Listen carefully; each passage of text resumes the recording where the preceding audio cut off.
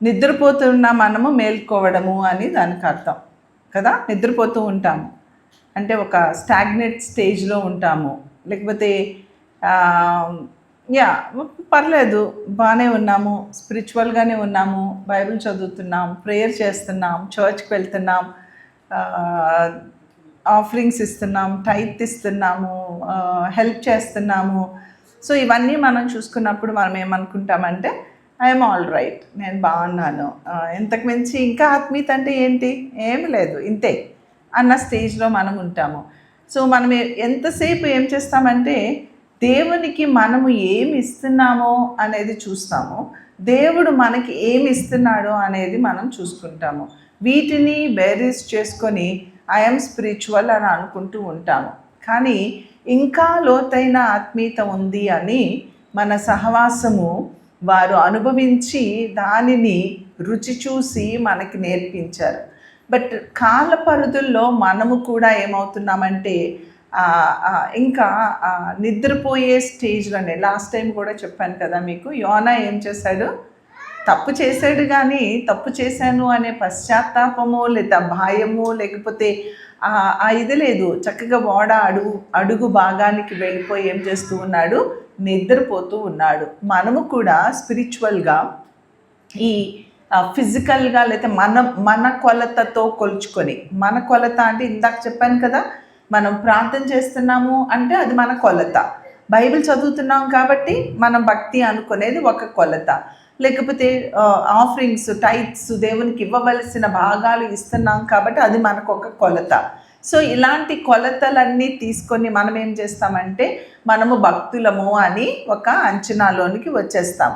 But దేవుడు ఏ కొలతతో కొలుస్తున్నాడు అనేది మనం చూసుకోవాలి. ఇట్స్ నాట్ దట్ మనము అనుకునే కొలత కాదు, మనము కొలుచుకునే కొలత కాదు, మనం అనుకునే భక్తి కాదు. దేవుడు ఎలాగ మనల్ని జడ్జి చేస్తాడు, రేపు దేవుడు మనల్ని ఎలాగ ఏ కొలతతో ఆయన కొలుస్తారు అనేది మనము దానితో కొలుచుకోవడం అనేది చాలా ఇంపార్టెంట్ అన్నమాట.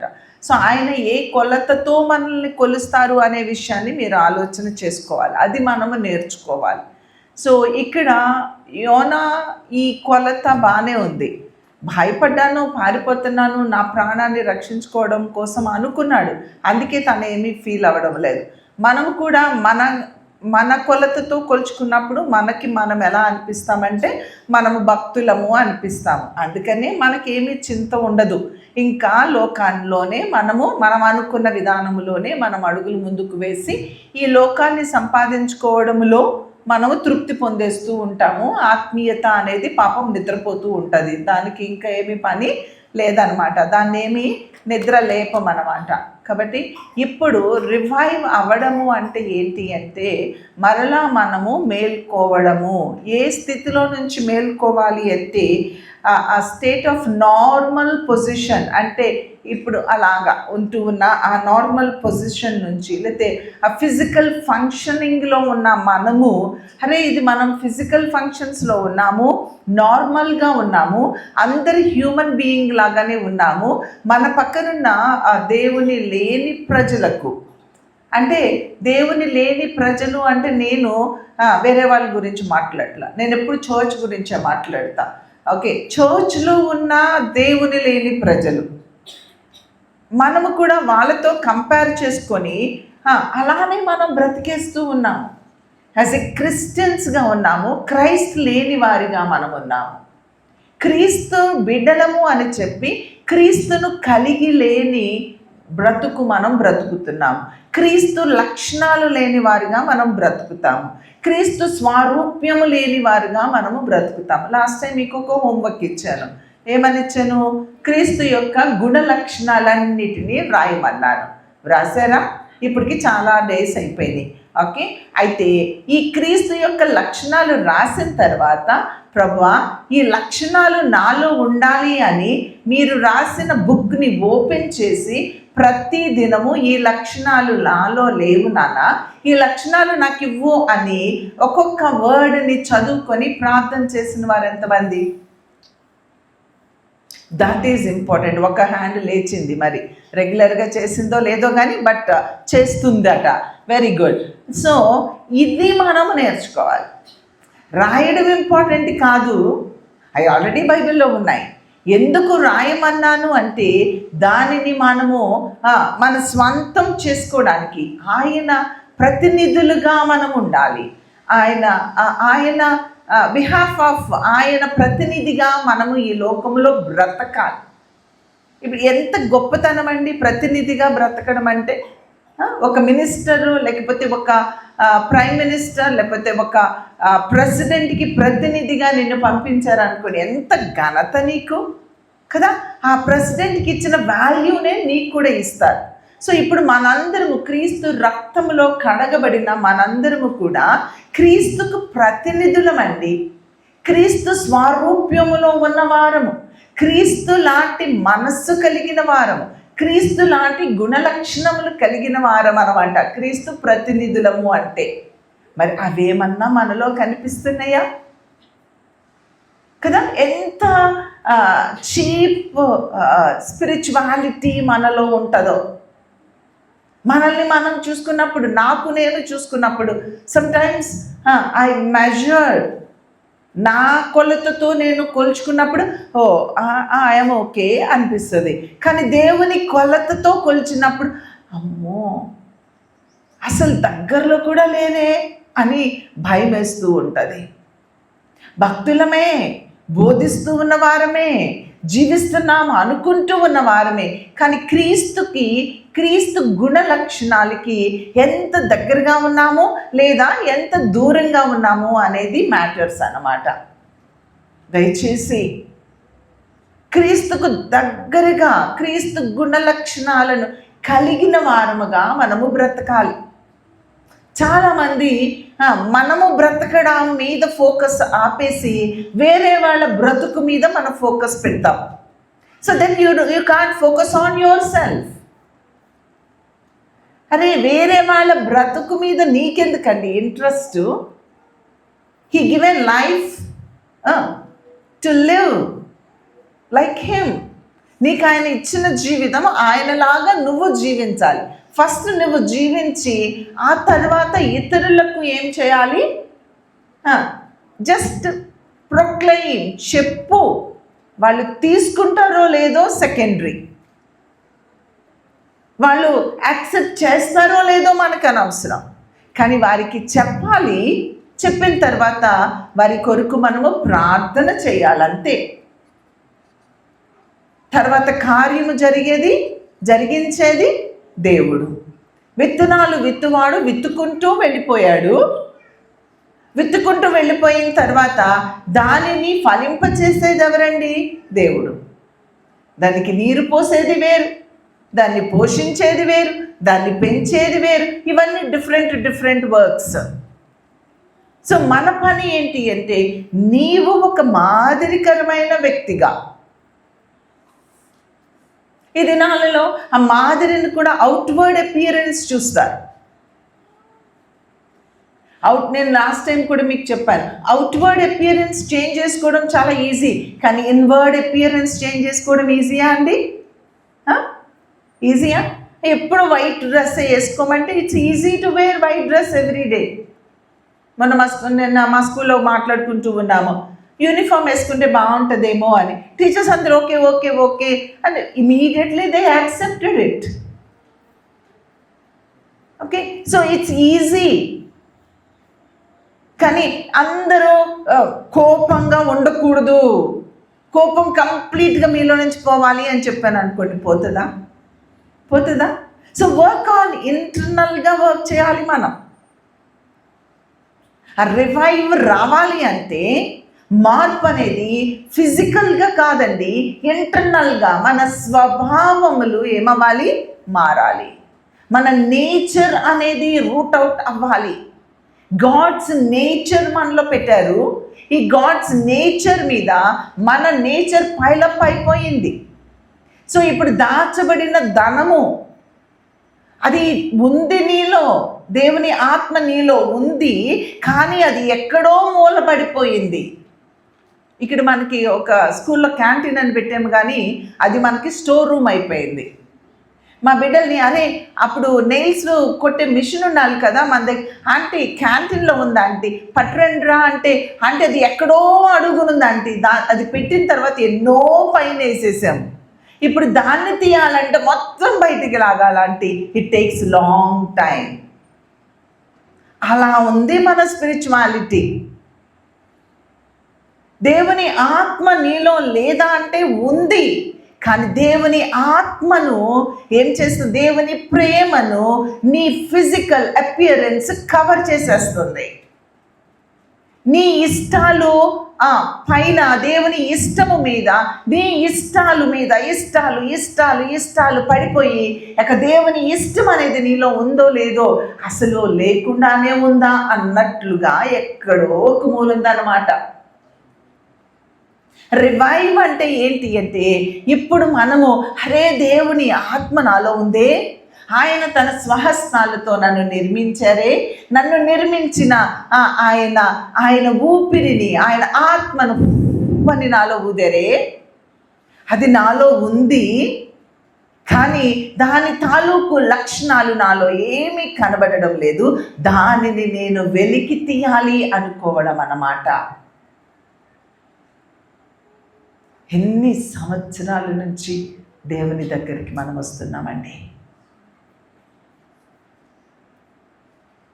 నిన్న ఒక పాప నన్ను అడిగింది, ఒక టీచర్ నన్ను అడిగింది, మీరు బై బర్త్ క్రిస్టియన్సా, మీ పేరెంట్స్ క్రిస్టియన్సా, మీ గ్రాండ్ పేరెంట్స్ క్రిస్టియన్సా?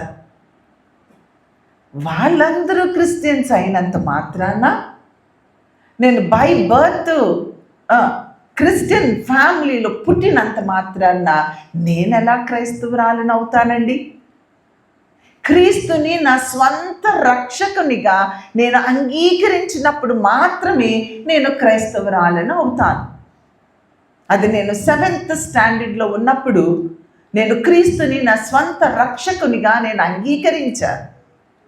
నేను ఏమై ఉన్నానో ఇంటర్నల్గా అంతరంగంలో నేను ఏమై ఉన్నానో ప్రభువు నాకు చూపించినప్పుడు దాని విషయమై నేను పశ్చాత్తాపడి, దాని విషయమై నేను కన్నీరు కార్చి, దాని విషయమై నేను దేవునిని క్షమాపణ కోరుకున్న తర్వాత క్రీస్తు మరలా నన్ను ఏం చేశారు, నూతన సృష్టిగా మార్చారు.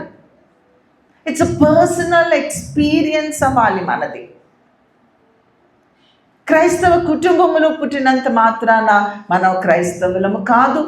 దేవుని మందిరానికి రెగ్యులర్గా వస్తున్నంత మాత్రాన మనము క్రీస్తు సంబంధికులము కాదు. ఇలా బోధిస్తూ ఉన్నంత మాత్రాన క్రీస్తు సంబంధికులము కాదు. బైబిల్లో దొంగ బోధకులు ఉన్నారు అని వ్రాయబడి ఉందా లేదా అండి? ఉందా లేదా? నీ అంతరంగము శుద్ధిగా లేనప్పుడు, నీ క్రియలు పరిశుద్ధంగా లేనప్పుడు, నీ తలంపులు, నీ ఆశలు, నీ ఇచ్చలు, నీ కోర్కెలు అవి ఆత్మ సంబంధమైనవి కానప్పుడు how can you call as true pastor? అబద్ధ బోధకుడవి, అబద్ధ బోధకురాలివి, అబద్ధపు విశ్వాసులము. నీ క్రియలు సరిలేనప్పుడు, నీ చూపు సరిలేనప్పుడు, నీ మాట తీరు సరిలేనప్పుడు, అరే ఒక చక్కని విధానము కనిపించాలి. ఆడపిల్లలు మగ పిల్లలతో మాట్లాడేటప్పుడు ఆ సరసోక్తులు అనేవి ఉండకూడదు. మగ పిల్లలు ఆడపిల్లలతో, ఆడపిల్లలు మగ పిల్లలతో మాట్లాడేటప్పుడు అది ఏ ఏజ్ అయినా ఇట్ డస్ నాట్ మ్యాటర్. ఈ దినాలలో చూస్తూ ఉన్నాము. మొన్న నేను అది చూడలేదు న్యూస్లో, ఎన్నో 80 ఏళ్ళు 70 ఏళ్ళు ముసలాయనట చిన్న పిల్లని పెళ్లి చేసుకుంటున్నాడట. మేము ప్రేమలో పడ్డాము అని చెప్తున్నారంట. ఒక మాస్టారు ఒక స్టూడెంట్ని పెళ్లి చేసుకోవడానికి, మరి చేసుకోవడానికి సిద్ధపడిపోయాడట. ఇంకొక ఆయన నార్త్లోనో ఎక్కడో సొంత తండ్రిని, తల్లి చనిపోయిన తర్వాత ఆ సొంత కుమార్తెను వివాహం చేసుకున్నాడట. ఎలాంటి నీచమైనటువంటి అపవాది కవర్ చేసేసినటువంటి వరల్డ్లో మనం ఉన్నామండి. You have to be away from your all the ఏమంటారంటే ఆ శోధనల నుండి, ఆ టెంప్టేషన్స్ నుండి మనము దూరముగా పారిపోవాలి. అరే నీ మాటలో సరైన విధానము లేదు, నీ చూపు సరిగా ఉండదు, నీ నడక సరిగా ఉండదు, నువ్వు నిలబడే విధానము సరిగా ఉండదు. ఊరికే కెలికి మాట్లాడతారు. ఎందుకంటే అవసరం లేకుండా. నా కొంతమందిని నేను గమనిస్తూ ఉంటాను. I really don't understand. నాకు అవసరం లేకుండా నేనెవరిని మాట్లాడను. మనకి ఏదైనా అవసరం ఉంటే నాన్న ఇది ఏంటి అంతే, అక్కడితో అయిపోవాలి. ఇంకా ఫర్దర్గా ఊరికే ఎందుకు మాట్లాడాలి? అలాంటి వారికి మనం ఏం చేయాలి? దూరంగా ఉండాలి. దుష్టుడికి దూరంగా పారిపోవాలని దేవుని వాక్యము మనకు చెప్తుంది. జోసెఫ్ ఉన్నాడంటే యవనుడు, తల్లిదండ్రులు లేరు, అనాథగా పెరుగుతూ ఉన్నాడు, దేశము కాని దేశములో పెరుగుతూ ఉన్నాడు, యవనుడిగా పెరుగుతూ ఉన్నాడు, ఆధారము లేనివాడిగా పెరుగుతూ ఉన్నాడు, బానిసగా పెరుగుతూ ఉన్నాడు, ఒక పనివాడిగా ఉంటూ ఉన్నాడు. కానీ వాల్యూస్ దగ్గరికి వచ్చేటప్పటికి హౌ స్ట్రాంగ్ హీ వాజ్, ఎంత వాల్యూస్ కలిగిన వ్యక్తిగా ఉన్నాడండి. ఆ ఫర్ భార్య మోహించి చొక్కా పట్టుకొని మీదకి లాక్కుంటే ఆ చొక్కాని వదిలేసి రోడ్డు మీదకి పరిగెత్తాడు. That is how we are suppose to be. ఎంతగా అపవాదికి నీ హృదయములో చోటిస్తున్నావో ఒక్కసారి ఆలోచించు. నేను యవనస్తుల గురించే మాట్లాడట్లేదు.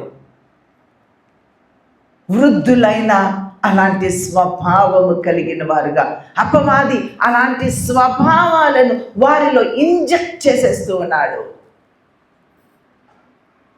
అట్టి వాటికి దూరంగా పారిపోవా ప్రియ చెల్లి, ప్రియ తమ్ముడు.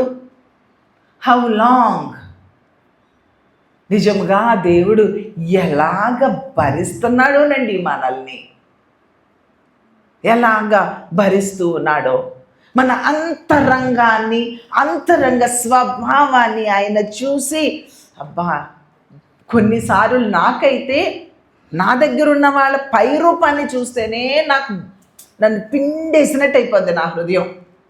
అలాంటిది హృదయాంతరంగం ఎరిగిన దేవుడు, ఆయన గుండె ఎలా ఉందో నాకు తెలియదండి. ఇందాక సిల్వ పాటలు పాడుతూ ఉంటే నాకు అనిపించింది, ఒకళ్ళు చెంప మీద కొట్టారు, మరి ఒకళ్ళు కొరడాలతో కొట్టారంటే ఒకరు మరి ఒకరు కాదయ్యా, నేనే చెంప మీద కొట్టింది నేనే, కొరడాలతో కొట్టింది నేనేనయ్యా అని నేను ఆయనకి సారీ చెప్పుకున్నాను. ఎవరో కొట్టట్లేదండి ఆయన్ని, మనమే కొడుతున్నాము.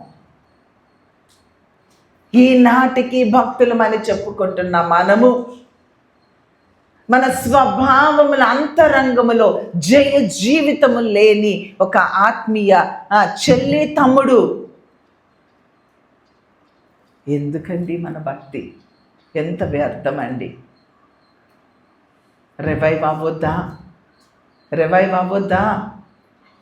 ఆ యొక్క అందరిలాగా బ్రతుకుతున్న మన బ్రతుకు లో నుండి దేవుని లాగా బ్రతికే బ్రతుకులోనికి రావడమే రివైవ్ అవ్వడం. నువ్వు పక్కనున్న వారిని చూసినప్పుడు, నీ భర్తను చూసినప్పుడు, నీ భార్యని చూసినప్పుడు, నీ అక్క చెల్లెల్ని చూసినప్పుడు, నీ తోటి విశ్వాసిని చూసినప్పుడు, నీ తోటి వర్కర్ని, ఎవరైతే నీ జత పని వాళ్ళు ఉన్నారో వాళ్ళని చూసినప్పుడు వాళ్ళకి నీకు డిఫరెన్స్ ఏమన్నా కనిపిస్తుందా? వాళ్ళు నిన్ను అడుగుతున్నారా, హే ఇలా ఎలా ఉండగలుగుతున్నావు, ఇంత క్వైట్గా ఎలా ఉండగలుగుతున్నావు, ఎలా క్షమించగలుగుతున్నావు, ఇలా నవ్వుతూ ఎలా ఉండగలుగుతూ ఉన్నావు, ఇంత హ్యాపీగా ఎలా ఉండగలుగుతూ ఉన్నావు, ఏంటి దీని రహస్యం ఏంటి అని నిన్ను అడిగే స్టేజ్లో నువ్వేమైనా ఉన్నావా? అలా ఏమి లేదే. ఇంకా అవసరమైతే నువ్వే వెళ్ళి వాళ్ళ దగ్గర భేద అరుపులు అరుస్తూ ఉంటాం. ఓ మీరు దేవుని బిడ్డలు అన్నారు కదా, దేవుడు మీకు శాంతిని ఇస్తారన్నారు కదా, మరి ఏంటి నువ్వు అట్లానే చెప్తారులే, నా బ్రతికింతే. అరే దేవుని నామాన్ని ఎంత అవమానపరుస్తున్నాము. విశ్వాసము లేని వారిగా మనం బ్రతుకుతూ ఉన్నాము. రివైవ్ అవ్వాలండి. క్రైస్తవ లోకము రివైవ్ అవ్వాలి, సంఘాలు రివైవ్ అవ్వాలి, మనము రివైవ్ అవ్వాలి, నీవు రివైవ్ అవ్వాలి, నేను రివైవ్ అవ్వాలి. నిద్రపోతున్న స్టేజ్ నుంచి దేవుడు మనల్ని లే అమ్మా, లే తమ్ముడు, లే అని లేపుతూ ఉంటే ఇంకా నిద్రపోతూనే ఉన్నావే, ఇంకా అవగాహన లేకుండానే ఉన్నావే. అయ్యో, ఎంత దీన స్థితిలో మన ఆత్మీయత ఉందో దయచేసి ఆలోచన చేయమని మనవి చేస్తూ ఉన్నాను. సో అలాంటి ఆ నార్మల్ ఫిజికల్ ఫంక్షన్స్లో ఉన్న మనము స్పిరిచువల్ ఫంక్షన్స్లోనికి వెళ్ళడం కొరకు ఈ ఉదయకాల సమయంలో దేవుణ్ణి అడగండి. నిజమే కదా ప్రభా, వారికి నాకు ప్రత్యేకత లేదు కదా, ప్రత్యేకమైన జనాంగముగా నీవు మమ్మల్ని చేస్తే ప్రత్యేకత లేని జనాంగముతో ఏకీభవించి బ్రతుకుతున్నామయ్యా. అలా బ్రతుకుతూ ప్రత్యేకులము అని మనస్సులో గర్వపడుతూ ఉన్నాము. ఇలాంటి అసత్యములో నుంచి మమ్మల్ని సత్యములోనికి నడిపించు ప్రభువా అని ప్రార్థన చేసుకుందాం. ఇందాక బ్రదర్ చెప్పినట్లుగా మొదట ప్రేమ ఎక్కడుంటుంది? ఆ మాట ప్రకటనలో ఉంటుంది. ప్రకటన అంటే ఇంగ్లీష్లో దాని పేరేంటండి? రెవల్యూషన్. ఓకే, ఆ రివైవ్ అంతా మనకి ప్రకటనలో 7 సంఘాల గురించి మాట్లాడుతూ వారిలో ఉన్న ఒక్కొక్క లోపమును ఎత్తి చూపించి, అరే మరలా రివైవ్ అవ్వండి రా, ఆ తప్పిదాల నుంచి బయటకు రండి అని చెప్పి రివైవ్ చేస్తూ ఉన్నారు. ఈ దినమున వ్యక్తిగతంగా, ఈ దినమున మన సంఘములో ఉన్న ఆ యొక్క లోపాలను మనము వెతుక్కోవాలండి. అక్కడ దేవుడు చెప్తున్నాడా లేదా? ఆ సంఘాలలో ఉన్న లోపాలను చెప్తున్నాడా? అప్పుడు మనలో ఉన్న లోపాలు కూడా ఆయన చెప్తారా చెప్పరా? చెప్పగలిగిన సామర్థ్యత కలిగిన ఆయన, సామర్థ్యత లేదా ఆయనకి? ఉందా? మరి ఇప్పుడు ఆయన పాదాల దగ్గర చేరినప్పుడు మనం ఏమై ఉన్నామో ఆయన మనకి చెప్తారా చెప్పరా? చెప్పినప్పుడు మనం సరి చేసుకోగలమా లేదా? సరి చేసుకునే స్పిరిట్ ఆయన ఇస్తారా ఇవ్వరా? అసలు మనం ఆయన దగ్గరికి వెళ్ళట్లేదు, అది ప్రాబ్లం. ఆయన చెంతకు వెళ్దామా? ఆయన చెంతకు వెళ్దామా? ఆయన దగ్గరకు వెళ్దామా? ఆయన పాదాల చెంత వాలిపోదామా? ఇందాక పాట పాడుతూ ఉన్నారు, మతి లేని నన్ను శృతి చేసావు, మతి లేని నన్ను ట్యూన్ చేసావయ్యా, మతి లేని నన్ను ట్యూన్ చేసావు, లతలాగా అల్లుకుపోయాను నువ్వు నా పతివి అని పాడారు. మరి మీరు ఎంతమంది దాని భావం తీసుకున్నారో లేదో నాకు తెలియదు. నాకు అనిపించింది, అయ్యా లతలాగా నేను రోజు సాయంత్రం అక్కడ 4-5 మల్లె మొక్కలు పెట్టుకున్నాను. ఆ సువాసన అంటే ఇష్టం. ఆ మల్లె మొక్కలు రోజు నేనే వెళ్ళి ఆ మల్లె మొగ్గలు కోసుకొని లత అల్లుకుంటాను, దండ అల్లుకుంటా. లతలాగా, అలా ఒక లతలాగా, తీగలాగా, ఆ క్రీపర్ లాగా ఆయన పతిగా నాకున్నారు, ఆయన్ని అలా అల్లుకుపోతాను అని పాటైతే పాడుతున్నాము. ఆ పాట నేను చాలాసార్లు విన్నాను. నా చిన్నప్పుడు నేను పాడుతూ ఉన్న ఆ పాట నాకు జ్ఞాపకం వచ్చినప్పుడు ఆ డేస్ కూడా నాకు గుర్తొచ్చినాయి. ఆ పాట పాడేటప్పుడు సమ్మర్, ఆ బయట చర్చ్ బయటలా పెద్ద వరండా లాగుంటుంది, అక్కడ ఈవినింగ్ ప్రేయర్ పెడుతూ ఉన్నప్పుడు ఆ పాట ఆల్ఫ్రెడ్ గారు ఆ పాట పాడుతూ ఉన్నప్పుడు ఆ ఫీలింగ్స్ నాకు ఇంకా గుర్తొచ్చినాయి నేను ఆ పాట వింటూ ఉన్నప్పుడు. అలాగా కానీ ఈ మాట నాకు ఇప్పుడు అర్థమయ్యింది. లతలాగా పతిని అల్లుకుపోవాలి అని ఎప్పుడైనా నీకు అనిపించిందా? నిజముగా మనము ఒక లత అయిపోయి, మనము ఒక తీగ అయిపోయి, ఆయన పరిమళాలు మనలో వెదజల్లుతూ ఉంటే, ఆ వెదజల్లుతూ ఉన్న సువాసన ఆయన చుట్టూ ఉండి గుమగుమలాడుతూ ఉంటే ఆయన హృదయం ఎంత రంజింపచేస్తుందండి. మన బ్రతుకు ఆయనను రంజింపచేసేదిగా ఉందా, దుఃఖింపచేసేదిగా ఉందా? కన్నీటిని మనం ఎలా ఉన్నాము అంటే ముళ్ళ తీగలాగా, బలురక్కసి చెట్లలాగా, ముళ్ళ తీగ అల్లుకుపోయినట్లుగా ఆయన్ని అల్లుకుపోతూ ఉన్నామా? మన యొక్క లోక స్వభావాల చేత, ప్రేమహీనత చేత. రక్షించబడిన మొదటి దినాలలో ఆయన మీద నీకున్న ప్రేమ ఫీలింగ్స్ని ఒక్కసారి జ్ఞాపకం చేసుకో. అప్పుడు అనిపిస్తుంది, ఇక నాకెవ్వరొద్దు, I need Christ. Lord, you alone, it's enough for me. చాలయ్యా నువ్వు ఒక్కడివి అనిపించిందా లేదా? మీకు అనిపిస్తుందా? నిజమైన రక్షణ పొందిన వారికి అనిపిస్తుంది, ఎవరొద్దయ్యా నీ ప్రేమ నాకు చాలు అనిపిస్తుంది.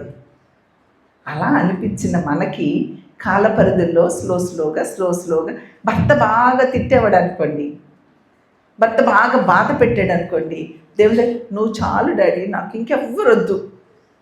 ఆ భర్త కొంచెము ఒక కాల పరిధిలో, ఒక సంవత్సరంలో ఆయన కూడా ఒక ప్రేమ, నువ్వు ప్రార్థన చేస్తున్నావని యేసయ్య ఆయనను ప్రేమమయుడిగా చేసేసి నీకు ఇచ్చారనుకో, అప్పుడు నా భర్త చాలికి దేవుడు అక్కర్లా.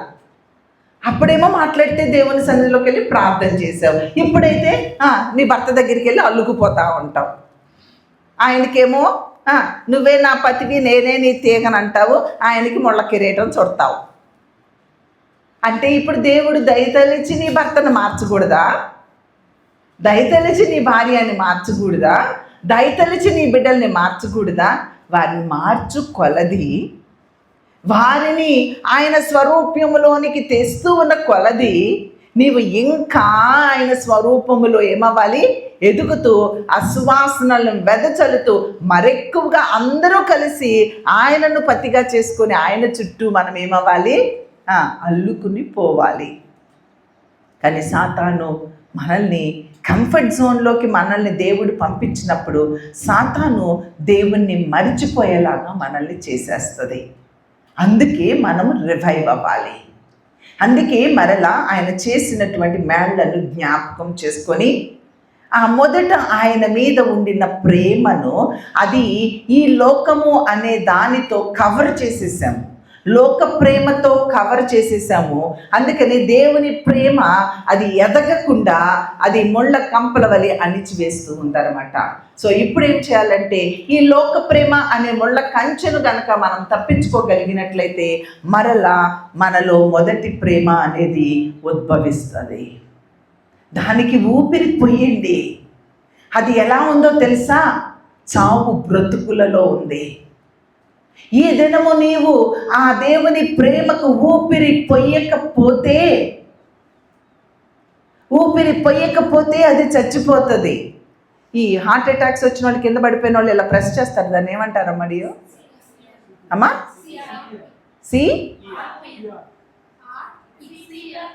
ఆర్పి అంటున్నారు, పిఆర్ అంటున్నారు. డాక్టర్ అమ్మ చెప్పు. సిపిఆర్. Okay, CPR. సో నీవు ఎలా ఉన్నావంటే సిపిఆర్ ఇచ్చే స్టేజ్లో మన ఆత్మీయత ఉందన్నమాట. నువ్వు ఆ పంపింగ్ ఇవ్వకపోతే నువ్వేమైపోతావు? ఇప్పుడు చనిపోతావు. చంపొద్దండి, దేవుని ఆత్మని చంపొద్దు. ఆయన ఆత్మ ఉజ్జీవింప చేస్తుంది. అది మనల్ని బ్రతికిస్తుంది, మనకి నిత్య జీవాన్ని ఇస్తుంది. ఇంతకాలము లోక ప్రేమలో పడిపోయి ఆయన ప్రేమ విలవిల్లాడుతూ ఉండే స్టేజ్కి తీసుకొచ్చాము. పశ్చాత్తాపడదామండి. అయ్యో క్షమించు నాయన, ఇక ఇప్పుడు కూడా నేను మౌనంగా ఉంటే, ఇప్పుడు కూడా నేను పశ్చాత్తాపడకపోతే, ఇప్పుడు కూడా నేను నా నోరు తెరవకపోతే కంప్లీట్గా నేను లోక మనిషిని అయిపోతానయ్యా. బిలాము రక్షణ కొరకు ప్రాకులాడాడు, కానీ బిలాముకు రక్షణ రాలేదండి. కయ్యూను రక్షణ కొరకు వేడుకున్నాడు, కానీ రక్షణ రాలేదండి. యోధా ఇస్కరియోతు రక్షణ కొరకు వేడుకున్నాడు, విలవల్లాడాడు, కానీ రక్షణ రాలేదండి. ఈ రోజున నీవు నీ ఆత్మకు ఊపిరి పొయ్యకపోతే ఆ తర్వాత నువ్వు పశ్చాత్తాపడిన ఫలితము ఉండదేమో ఒక్కసారి ఆలోచించు.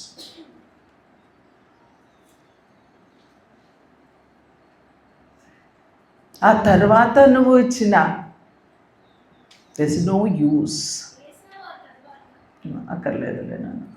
దయచేసి ఏ స్టేజ్లో మనం ఉన్నాం? క్రీస్తు ప్రేమను పోగొట్టుకున్న మనం, లోక ప్రేమలో అల్లుకుపోయిన మనము, 3 పువ్వులు 6 కాయలుగా లోక ప్రేమ నీకు కనబడుతూ ఉన్నా, అలా పూస్తున్నట్లుగా నువ్వు ఉన్నా, నిర్దాక్షిణ్యంగా ఈ ఉదయకాల సమయంలో నీవు ప్రార్థన అనే కత్తిరి తీసుకొని ఫటా ఫటా ఫటా నిర్దాక్షిణ్యంగా కత్తిరిచ్చాయి. నేను మొన్న ఫ్యామిలీ ప్రేయర్లో, జూమ్లో, అలానే ఫేస్బుక్లో కూడా ఉంది మెసేజ్. అందులో చెప్పా, ఒక గులాబీ మొక్కకి మనం కొరుక్కొని తీసుకొచ్చి ఇంట్లో పెట్టిన తర్వాత కొంతకాలం తర్వాత అది బాగా పెరిగేస్తుంది. మనకు ఒక మొక్క అక్కడ ములగ చెట్టు దగ్గర, మీరు భోజనం చేసేటప్పుడు చేతులు కడుక్కుంటారు కదా, ఆ ములగ చెట్టు దగ్గర ఒక రోజు ఉంది అట్లానే. అది ఆల్మోస్ట్ 2006లో కొన్న ప్లాంట్. అది చక్కని పింక్ రోజెస్ గుత్తులు గుత్తులుగా పూసేది. మన అప్పుడు షెడ్లే ఉండేవి, హాఫ్ వాల్ ఉండేది, ఇలాగ పాకిస్తే గుత్తులు గుత్తులు గుత్తులు గుత్తులు పూసినటువంటి గులాబీ చెట్టు. అది నాకు తెలుసు అందులో 2 ఉంటాయి. గులాబీ చెట్టు మనం కొన్నప్పుడు అడవి తీగ ఒకటి వస్తుంది, పువ్వులు పూసేది ఒకటి వస్తుంది. ఈ రెండింటికి డిఫరెన్స్ నాకు తెలుసు. నేను దాదాపు ప్రతిసారి మొక్కల దగ్గరికి వెళ్ళినప్పుడు ఆ అడవి తీగ మొలిచినప్పుడు దాన్ని గట్టిగా కింద వరకు కట్ చేసేస్తా, మళ్ళీ వస్తుంది, మళ్ళీ కట్ చేస్తూ ఉంటా. కానీ ఆ ప్లాంట్ని అది ఎలా ఉంటుందంటే, అడవి తీగ ఈ న్యాచురల్ లీవ్స్ కూడా ఆల్మోస్ట్ సిమిలర్గా ఉన్నాయి. So I got confused. అరే అనవసరంగా నేను ఆ ట్రూ బ్రాంచ్ని కట్ చేస్తున్నానేమో అనుకొని దాన్ని వదిలేసా. అప్పటి నుంచి ఎప్పటి వరకు కూడా అది ఎదుగుతూనే ఉంది, కానీ దానికి పువ్వులు లేవు. సడన్గా ఒకరోజు ఒక్క పువ్వు వచ్చింది. ఓ అయితే ఇందులో ఏ తీగ ఉంది, మంచి తీగ ఉందన్నమాట అనుకొని మిగిలినే కట్ చేసి మళ్ళీ పెంచుతున్నాను. కానీ మళ్ళీ ఆల్మోస్ట్ 3 years నుంచి మళ్ళీ ఒక్క పువ్వు కూడా రాలి. ఇప్పుడు నేను ఇది ఎందుకు చెప్తున్నానంటే, మనలో కూడా ఆ దేవుని ప్రేమ అనే కొమ్మ అది పువ్వులు పూస్తుంది. ఆ దేవుని ప్రేమ అనే కొమ్మని ఈ యొక్క ఐహిక విచారము అనే లోకానుసారమైనటువంటి ఈ బ్రాంచెస్, అవి అడవి బ్రాంచెస్ అన్నమాట. ఇవి మనలో లోక ఆశ, ఇచ్ఛ, కోరిక, సంపాదన, పరువు, మర్యాద, గౌరవము పెరగాలి, మనుషులు ఏమనుకుంటారో, సొసైటీ ఏమనుకుంటారో, ఇవన్నీ కొమ్మలు లెగిసిపోతాయి అన్నమాట. ఇవన్నీ లెగిసిపోయి మనకి నిజంగా దేవుని ఆత్మ లేనప్పుడు ఏది ఇట్ లుక్స్ సిమిలర్. మీకు అర్థమవుతుందా? ఈ ఆశలు, దేవుని ఆశలు, ఈ 2 కంపేర్ చేసుకోలేనంత స్టేజ్లో ఉంటామన్నమాట మనం. అవన్నీ సిమిలర్గా ఉంటాయి, అవి ఇవి ఒకేలాగా ఉంటాయి. దానికి ఆకులు ఉంటాయి, దీనికి ఆకులు ఉంటాయి, దానికి ముళ్ళు ఉంటాయి, దీనికి ముళ్ళు ఉంటాయి. అది పెరుగుతుంది, ఇది పెరుగుతుంది, అది పాకుతుంది, ఇది పాకుతుంది. ఒకటి ఏంటంటే పువ్వులు మాత్రం ఇవ్వదన్నమాట. అంటే నిత్య జీవాన్ని ఇవ్వదు మనకి. అర్థమైందా? నిత్య జీవాన్ని మాత్రమే మనకి అందివ్వలేదు. అందుకని మనం ఏం చేయాలి అంటే చాలా కేర్ఫుల్గా ఉండాలి. చాలా దేవునితో అటాచ్ అయిపోవాలి. పరిశుద్ధాత్మ మనలో ఉన్నప్పుడు మాత్రమే ఏది ఫేకో అర్థం చేసుకోగలుగుతాం. దేవునితో ఎక్కువ అనుబంధం ఉన్నప్పుడు మాత్రమే ఏది ట్రూ బ్రాంచ్ కాదో మనకు అర్థమయ్యి దాన్ని మనము నిర్దాక్షిణ్యంగా ఆకులతో ఉన్న విరజిమ్మిన ఇదైతే ఒక్కటేనండి, ఇంత కొనూపిరితో ఉన్నట్లుగా ఇంత చిన్న ఎక్కడో అక్కడ ఇంకా బ్రతికుంది, కానీ మిగిలిన అన్ని గుబురుగా ఇంత గుబురుంది, ఇంత బాగా పెరిగింది. కట్ చేస్తే ఎట్లా? No problem. ప్రార్థన అనే ఖడ్గాన్ని తీసుకొని ఈ ఉదయకాల సమయంలో ఈ ఐహిక విచారము వల్ల వచ్చిన బ్రాంచెస్ అన్నిటినీ కూడా మనం ఏం చేయాలి? శరీరాశ, నేత్రాశ, జీవపు డంబము, వీటిని యాక్చువల్గా స్టడీ చేయండి. It is very beautiful topic it is. Okay, శరీరాశ, నేత్రాశ, జీవపు డంబము ఇవి తండ్రి నుండి పుట్టినవి కాదు, అవి శరీర సంబంధమైనవి. ఈ నేత్రాశ, జీవపు డంబము, ఈ యొక్క శరీరాశే ఆదాము అవ్వలైనటువంటి వారిని అట్రాక్ట్ చేసినవి. ఆ పండు అని చెప్పారు కదా, ఆ జీవ వృక్ష మంచి చెడ్డల తెలివినిచ్చు ఆ వృక్షంలో ఉన్న 3 క్వాలిటీస్ ఏంటంటే అక్కడ కనిపిస్తాయి. 3 క్వాలిటీస్ చెప్తారు. ఇప్పుడు మనది అది టాపిక్ కాబట్టి నేను చెప్పట్లేదు. అందులో శరీరాశ కనిపిస్తుంది, నేత్రాశ కనిపిస్తుంది, జీవపు డంబం కనిపిస్తుంది. ఆ 3టిని వాళ్ళు ఆశించారు కాబట్టి తండ్రి తినవద్దన్న పండుని వాళ్ళు తిన్నారు. మళ్ళీ యేసు ప్రభువు బాప్తిసం తీసుకున్నాక కొండ మీదకి తీసుకెళ్తుంది కదా, అక్కడికి వెళ్ళిపోయిన తర్వాత ప్రభువుని శోధిస్తుంది కదా, అక్కడ కూడా ఎన్ని శోధనలు ఉంటాయి? 3 శోధనలు ఉంటాయి. ఆ 3 శోధనలో ఒకటి శరీరాశ, ఒకటి నేత్రాశ, ఒకటి జీవపు డంబం. ఈ రోజున నన్ను కూడా శోధించేది ఏంటి అంటే శరీరాశ, నేత్రాశ, జీవపు డంబం. మొదటి ఆదామును శోధించింది అదే, కడపటి ఆదామును శోధించింది యేసు ప్రభుని అదే, ఈ రోజున వారి శిష్యులమైన మనల్ని కూడా శోధించేది అదే. సో సాతాను యొక్క ఖడ్గం ఏంటంటే శరీరాశ, నేత్రాశ, జీవపు డంబము. ఈ 3టిని మనలోనికి రానివ్వకూడదు. ఇప్పుడు ప్రార్థన అనే ఖడ్గాన్ని తీసుకొని ఈ బ్రాంచెస్ మనకి గుబురుగా పెరిగిపోయినాయి. అందుకనే ఆత్మీయ ఫలాలు అంటే క్రీస్తు యొక్క గుణ లక్షణాలు మనలో లేవు.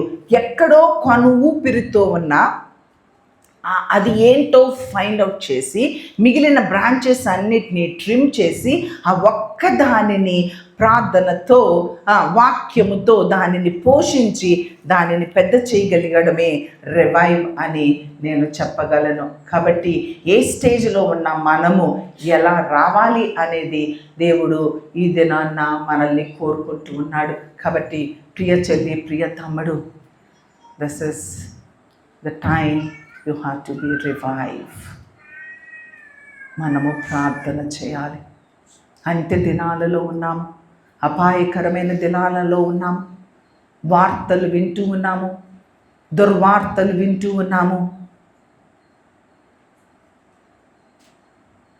దుఃఖపడవలసిన సమయము, కన్నీరు కార్చవలసిన సమయము, రివైవ్ అవ్వవలసిన సమయము, అధికారుల కొరకు ప్రార్థన చేయవలసిన సమయము, రైట్ చేతి కింద ఉండాలి అని ప్రార్థన చేయవలసిన సమయం.